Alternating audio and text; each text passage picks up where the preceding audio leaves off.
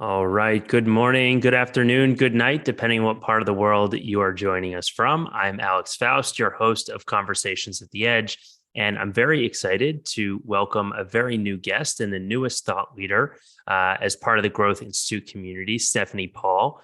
If you are not familiar with Stephanie, she takes great pride in coaching executives, sales teams, TEDx speakers, fundraisers, and experts of all kinds to become master communicators. She has a proven approach that she calls the powerful, emotional, engaging presentations, which draws upon her 29 years of rich and diverse entertainment experience. So she can turn any boardroom, board, B-O-R-E-D, room into a lively, spirited, and connected room, creating highly memorable experiences for all.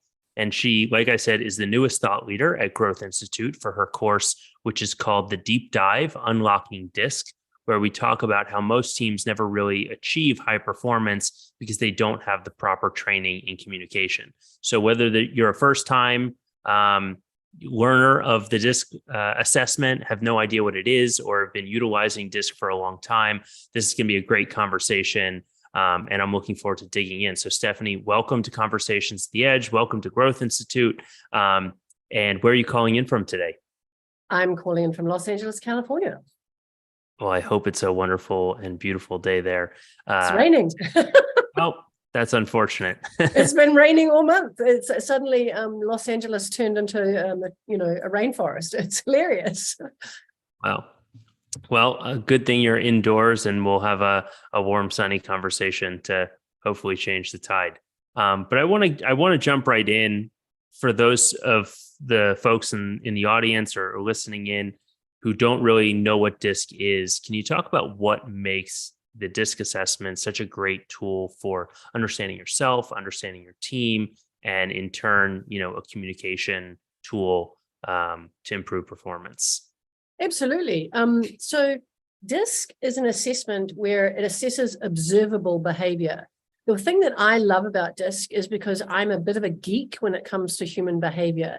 I like to read anything or from the experts like Joe Navarro or Chase Hughes, who's currently listed as the #1 human behavior expert in the world right now. So it's observable behavior. So when you look at somebody and the way they're acting or communicating or responding, it's pretty easy to see if you know what you're talking about and you have a little bit of background or experience in it, what their most prominent style is probably going to be. So for example, DISC, D-I-S-C, stands for dominance, how you approach problems and challenges. I stands for influence, how you influence and persuade others to your way of thinking. S stands for steadiness, how you approach the pace of life. And C stands for what I like to say, how naughty you are, because it actually means how you comply to rules and regulations set by others.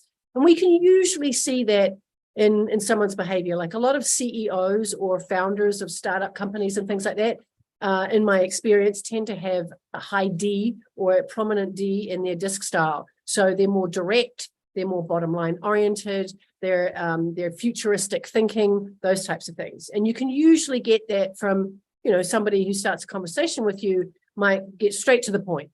If they get straight to the point and they start talking details and bottom line, and they don't really want to know how you got there, they just want to know, did you get the task finished? Did you get it done on time? And how much money did we make? Somebody who talks like that is probably going to be a pretty high D. Does that answer your question? Yeah, it does. I'm just curious if folks in the audience listening in, if you could type in the chat, if you know where you fall on the DISC assessment, if you know what your most prominent communication style is. I'd love to know kind of like who we're talking to today. And I guess share mine. Yeah, please. I'm a DI. So when your style is above what we call the energy line, which is the 50-way mark, my D is about 93 and my I is about 89. So I don't have a lot of S or C, so I don't follow the rules and regulations very well. I'm a high I. I'm like 99 I. Oh, so is Donald. Donald's a DI as well. Hi, Donald. And Tom is a high D as well. Well, the cool thing about we're high D is only about 18% of the population who have taken the assessment in North America.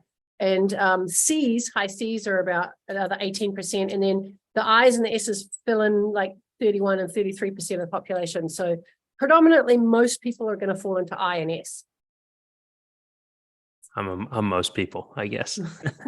So I'm curious if you just have a basic level understanding of what the personality, traits are for the D, I, S, and C. Can you still be effective in using it as a communication tool, or do you really need to kind of dive deep to have deep training in the assessment? Well, no, you can still be effective. If you take the assessment, you get a report back, and the report basically gives you a lot of information. There's several pages. I mean, I think that my DISC reports are about 30 pages long. You also get a lot of information about the other styles. So it's really important when you understand self first. It's easier to understand others. And when you realize that sometimes, maybe somebody's not being difficult with you, they're just different, and they approach things from a different perspective or a different pace, or, like high C's, they're more forensic accountants. They want to stick to the rules. They're about the law and all those type of things. They want to know the details. And when you are more empathetic or compassionate in the way you approach somebody else's different style, it's easy to understand that they're not being difficult, they're just different. And we want to have people of different behavioral styles on a team, because they, fix different problems and they deal with different issues. Like, I don't want to deal with the accounting. I don't want to deal with the forensic anything. I'm really grateful that there are people out there who are high C's and love that stuff. I'm really grateful who people are a slower pace than me, who slow me down and say, hey, we need to think about this, back up the truck before you make that decision. So it's important to have a well-rounded team, because you can move forward together and solve problems in a very, great way with lots of different input.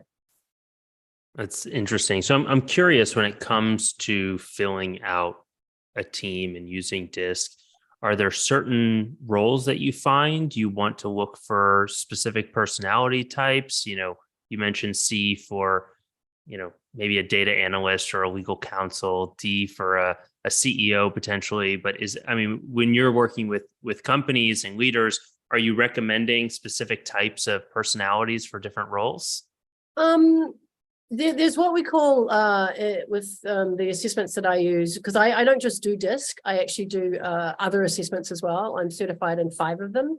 EQ, internal motivators, and soft skills and things like that. So I like to use all of them together with my leadership teams.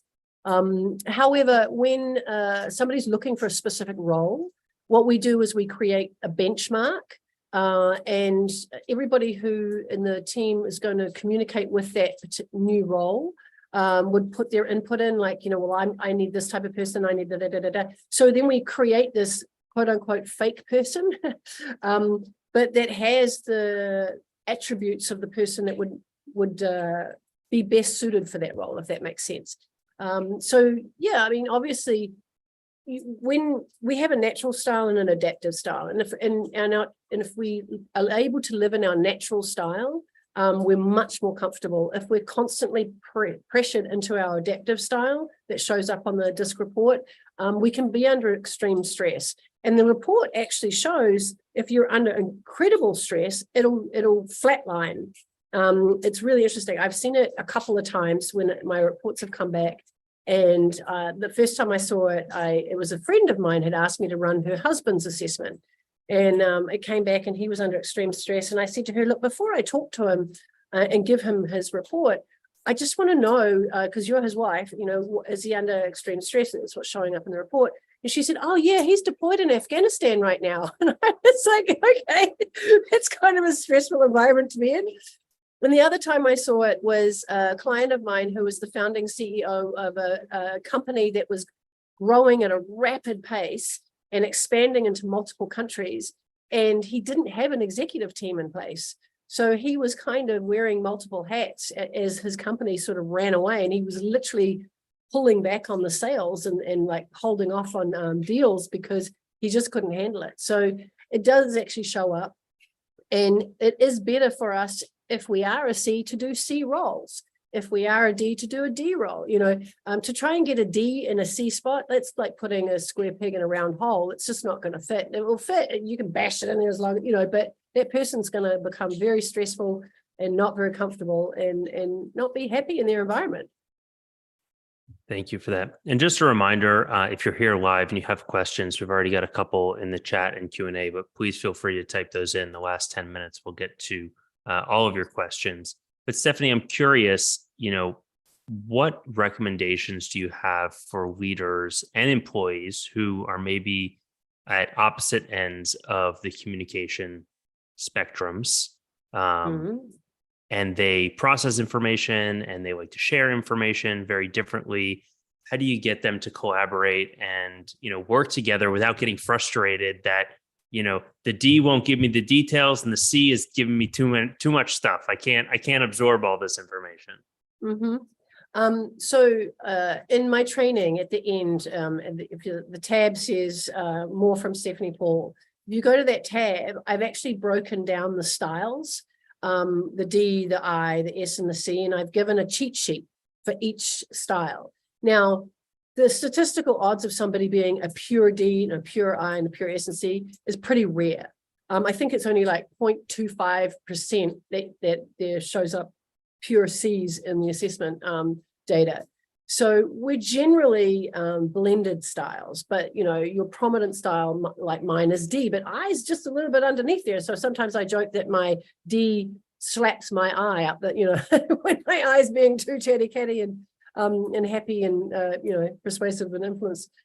So those cheat sheets will actually help people figure out maybe somebody else's style and then allow them to adjust to their style. So I literally had a situation once with a client who was a high C and her boss was a pure D. Like he that's rare, as I said, but he was a pure D.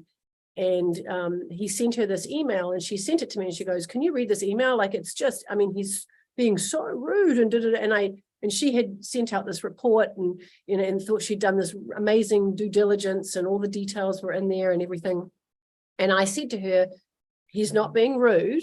In his mind, he's being direct and he doesn't see the actionable items in your report. So him being the CEO of the company, he wants to be able to create the tasks and the actionable items based on your report, but he can't see that. So he's just come back to you with a couple of lines saying, where is this?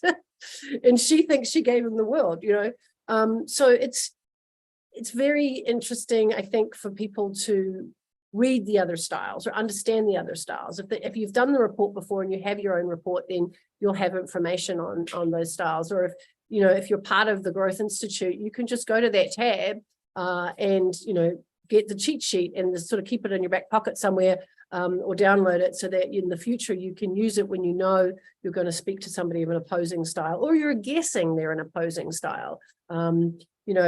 Especially for a D, obviously less details, more bottom line and results are kind of a conversation. So I'm curious to expand on that a little bit. If you have these strong personality traits as a leader, is it then your responsibility to adapt in service of others, or what kind of balance do you play in, you being you and being who your team wants you to be? Or am I missing the point completely? No, I think great leaders are great learners. And I think that great leaders are vulnerable. I think that great leaders should be open to learning and communicating with their teams. I think they should, that standing at the top of the mountain thing and expecting everybody to walk up it with you. I don't think that really engages people anymore. I don't think it's a great form of leadership. I think people in leadership should lead through their values. And integrity should be a given. It shouldn't be a value. It should be something that's just a given that, if you don't have a moralistic compass and you don't lead with your values, you should know what your values are and not just the company values written on the website. Do you know what I'm saying? It's like your values, if you speak to any human behavior expert, your values depict your behavior. And if you use the DISC, A D values direct communication, right? A D values bottom line. A D values results. A C values details, values data, those type of things. But my personal values are education, authenticity, fun, which is a really big one for me, service, going above and beyond what the expectation is, and courage. And I think all leadership should have courage. I've spoken with a lot of leaders who I admire, and they've all sort of said in agreement that courage to be vulnerable is key, because vulnerability is not a weakness, it's a strength, right? When we hide ourselves, that's a weakness. When we can show ourselves and people can connect to us, that's a strength, So I think great leaders can show those strengths and those values. And I mean, if you've got integrity, there's nothing wrong with not knowing, especially after COVID. So many leaders don't know what the turnaround, the corner is going to be. And to say that you do is asinine to me. I mean, I don't know what's going to happen in an hour, let alone in 2 years' time, and I think COVID taught us a very valuable lesson around the world about that. So what are some of the things that, people are getting wrong most often? They want to use, the tools from DISC. They want to incorporate these different communication styles to get better performance out of their team. Where do folks go wrong? Where do things maybe fall off the rails? What kind of advice would you have for the community there? I think DISC is one tool. And I think it's a great tool to start a conversation, or at a starting point to develop a team member, or develop a person, or develop yourself. There are other tools out there. And, I don't know, I'm still yet to find research around this, but I have a theory that, we don't really learn good communication skills at elementary school or middle school or even high school or college. Even if you go and do a communications master's degree, you're not really learning human behavior and how to talk to another person and listen to another person and those types of things. And my theory is we learn our behavior and our communication skills from our family, right? And in many cases, that's a little bit dysfunctional. So people show up into their career and they've got the only tools they have really is their behavior and their communication tools that they learned growing up in their family unit, or maybe somebody who guided them and mentored them in some way. So I think it's a great starting point to learn clean, non-emotional type communication skills, because we're very emotional creatures.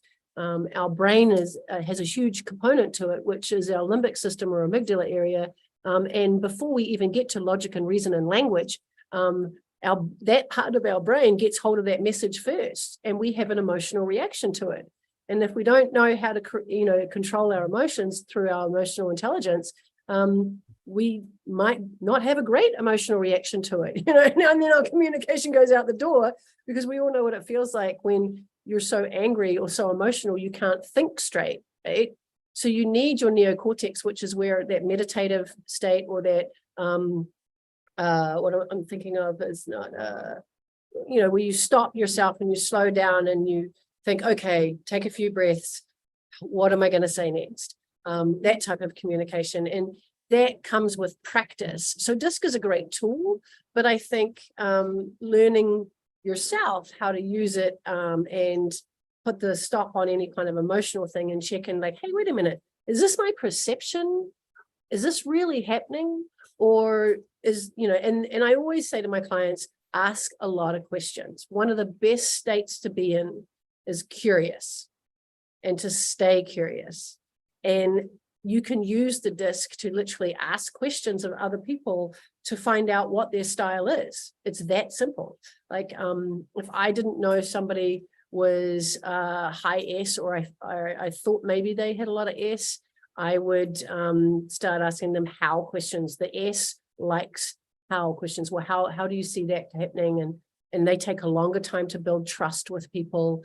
So, and they like warm environments. They don't like, direct communication. They don't like, curt-lipped and tight, they really like sort of warm environment. And I see a lot of people in HR, or in philanthropy, working for nonprofits that have a high S in their profile. So that's just an example, but yeah, does that answer your question? Yeah, thank you. And just a reminder for the folks who are here, if you have questions, please type them into the chat. I'm curious, Stephanie, if these personality types are fixed, or is there any use in like working on developing other areas to be more well-rounded versus dominant in one area? What have you seen? They're somewhat fixed to a degree. Over the years, I've done several DISC on myself. And when I get recertified and things like that, we always run them again. So I think I've seen about 8 DISC reports of mine in about the last 10 years. And it's changed a little bit, but it's still predominantly the same shape. Does that make sense? So sometimes these go up and sometimes these go up, but depending on what's going on in my life, but predominantly it's the same shape.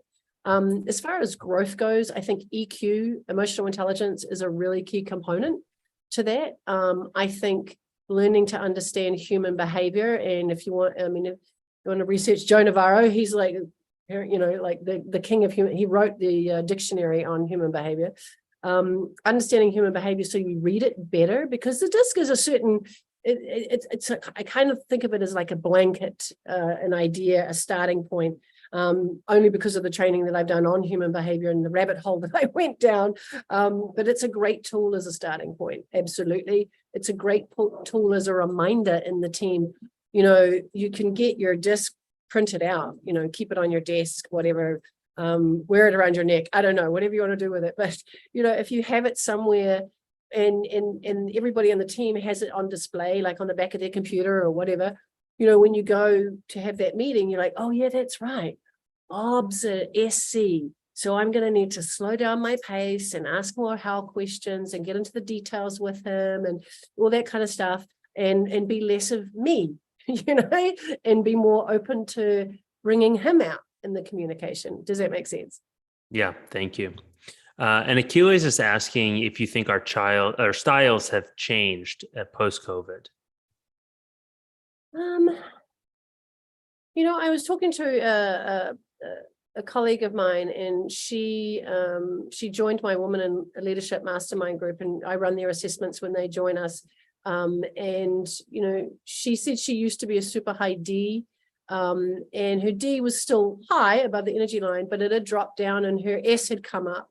And she feels that was because she had done a lot of work on her emotional intelligence. So she felt like she was now sort of more well-rounded as to who she was, because initially she was competing very heavily in a very competitive market in the beginning stages of her career. And I've actually had several people say in previous companies, after doing a training with me, that they were with a company that there was a lot of high D in the room, but if it's a super competitive company and that's the way they roll and those are their values, if you don't bring your D up, you're going to fall by the wayside. But that doesn't necessarily mean those people were comfortable in that role, right? So it can shift. I don't specifically know if COVID shifted everybody. I don't have the data for that. But I certainly know that COVID shifted a lot of mindsets with people in the way they approach life in general. So possibly, yes, people changed a little bit on their DISC profile. Thank you. So there's another question here. I have loved and used DISC for many years.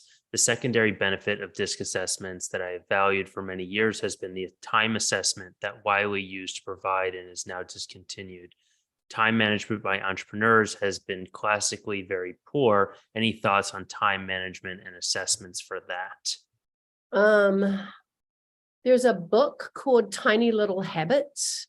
I cannot remember, for the love of God, off the top of my head what I think it's written by Dr. somebody. I don't know if you put that stuff in the notes. I'm happy to provide it to you, Alex, at another look it up. time. But Tiny Little Habits actually has a website, and it's all about time management. It has a website. It has a free 5-day training. I'm not really promoting Growth Institute here. I'm sorry, but It's okay. It's the only We're book happy that to share tools and resources. I just put the link, the Tiny Habits link in the chat. So there you go. Yeah. So that's probably one of the best resources that I've come across. And that was also agreed upon with one of my other coach friends who is a CEO of a company and now has become a sort of more of a business coach. And he's more of an avid reader than I am. The man, he's got a photograph of him in the bath covered in books. And I've read most of the books he's read, but he's read more than me. And he agrees with me that that's probably one of the best time management books out there. So that's my input there. I hope that helps. great. Thank you. So I'm curious if you're interested in getting deeper into understanding DISC and how that can influence, communication inside teams. Where would you start? Does everybody on the team have to start with an assessment, or what do you recommend? It's really interesting. So I've worked with a few companies that are in growth phase, and so because they were in a growth phase, they wanted me to come in and work with the entire team and do like a 2-day training. And in that particular case, I started with the values. So even though it's not DISC, I started with the company values. They recently got a new CEO, and I really did a drill down exercise on the company values with them. Like, what did and the company went out and got everybody's input, and to finally decide on what those values were. And then that was prior to the training, and then we went in and did the training.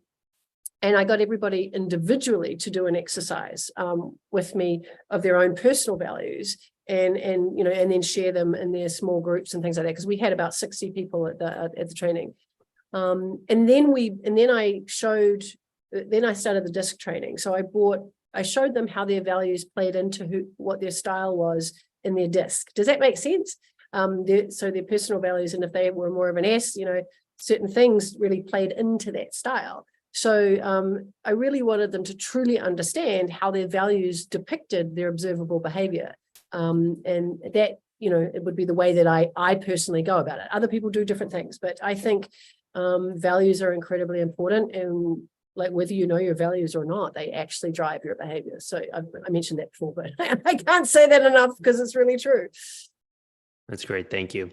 So we've only got about 2 minutes left. I want to just kind of leave it open to you. Any final, piece of advice or takeaways you want to share with the community before we go today? I think one of, I recently had the number one human behavior expert, Chase Hughes, come and speak to my Woman in Leadership Mastermind, and his book, The 6-Minute X-Ray, and he talks about something to remember, that we're all suffering. As human beings, we all suffer. As human beings, we've all had trauma in our life.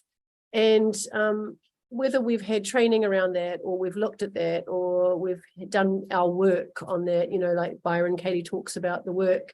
If you start from a place where people understanding that, not everybody's always in a good spot, and being curious, and being empathetic, because the 4 things that really drive human connection, and there's been research around this, is transparency, sincerity, compassion, and humor. And those are the things that we connect to the most and very quickly to. If you want to build rapport with someone, get good at those 4 things, and just be open and stay curious. That's my best advice. Awesome. Well, Stephanie, it was a pleasure introducing you to the community today. It was great to learn from you. I recommend to the community to go check out her new course on Growth Institute learning system, Dojo. The course is called, I'm forgetting, the Deep Dive Unlocking DISC. So you can find that in the Growth Institute platform. And Stephanie, we look forward to working with you and continuing to learn from you in the months and years ahead. Thank you. All right, everyone. Have a great rest of your day. Thanks for joining us. Bye. Bye.